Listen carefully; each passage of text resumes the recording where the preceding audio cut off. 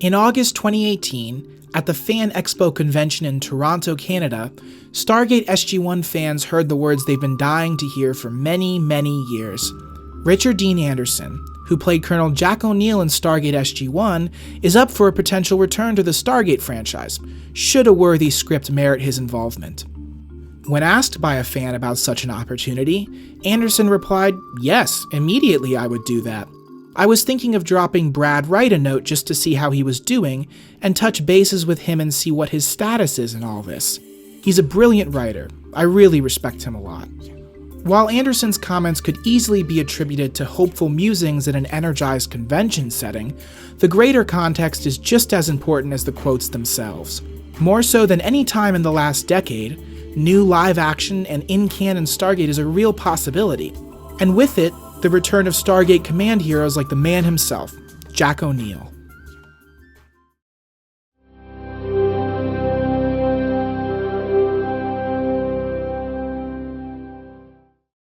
So it's been 12 years since Stargate SG-1 finished its run on the Sci-Fi Channel, and it's been over a decade since the last live-action SG-1 adventure was released, that being the direct-to-DVD movie Stargate Continuum.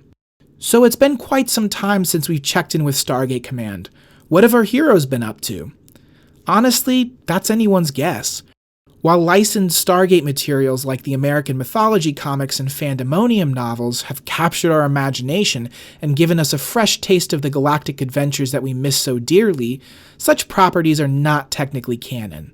When the Stargate franchise went dormant in 2011, and the door closed on any immediate SG-1, Atlantis, or Universe prospects, Stargate's canon essentially went dark, and many loose ends were never resolved. For all we know, Destiny is still in between galaxies, Atlantis is still perched in the San Francisco Bay, and SG-1 is still operating unbeknownst to the Tau Republic as the Lucian Alliance plots an attack on Earth. In fact, the hope of any real answers in live-action form was almost permanently crushed when MGM greenlit a Stargate reboot trilogy from original creators Roland Emmerich and Dean Devlin. Such a move would have seen the existing TV universe disavowed in favor of a brand new set of Stargate movies that A, rebooted the original 1994 film, and B, allowed Emmerich and Devlin to follow through on their original trilogy plans, one they've held since the mid-90s. Both men have vocally regretted not finishing their 3-film Stargate story and saw this as a second chance.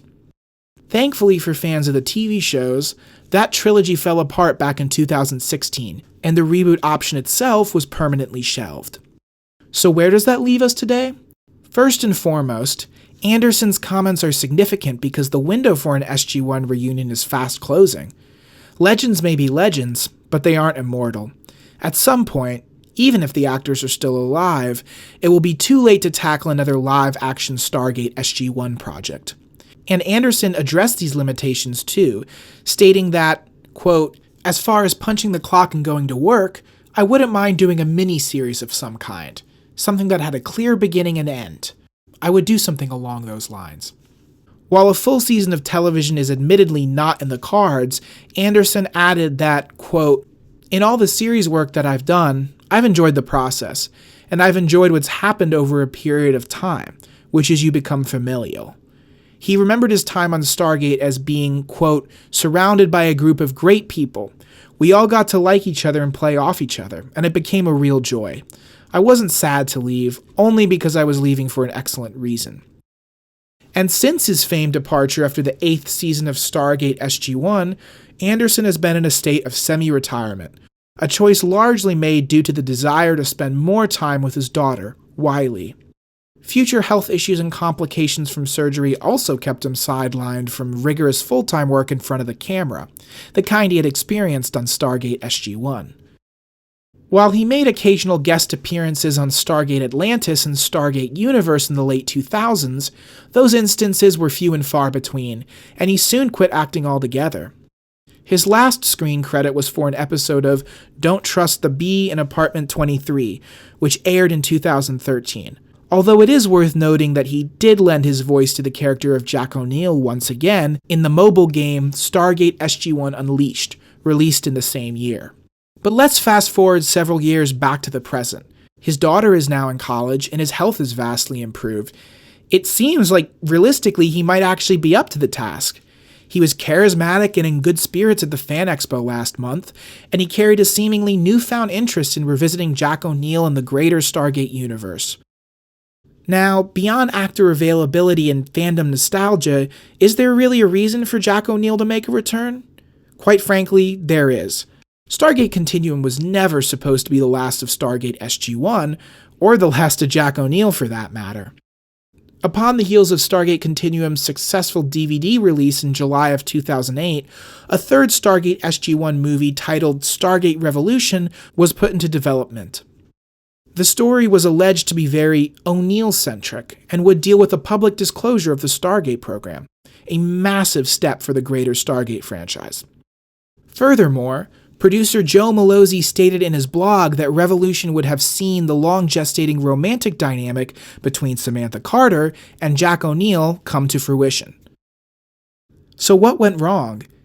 After 2 well-received DVD movies and a record-breaking 10-season run, why didn't MGM seize the day, especially with Richard Dean Anderson fronting such an epic Stargate story?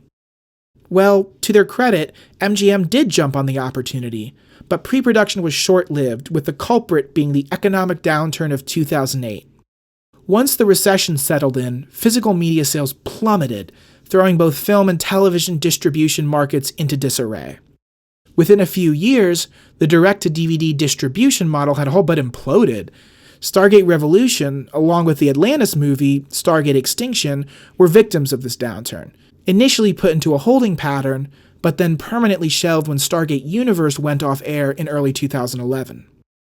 To complicate matters, the studio also filed for Chapter 11 bankruptcy in 2010, affecting not only Stargate, but their Hobbit and James Bond franchises. Their financial woes kept the studio functioning at a reduced capacity for several years, and it resulted in Stargate, an otherwise profitable and sure bet, becoming stuck in the throes of development hell.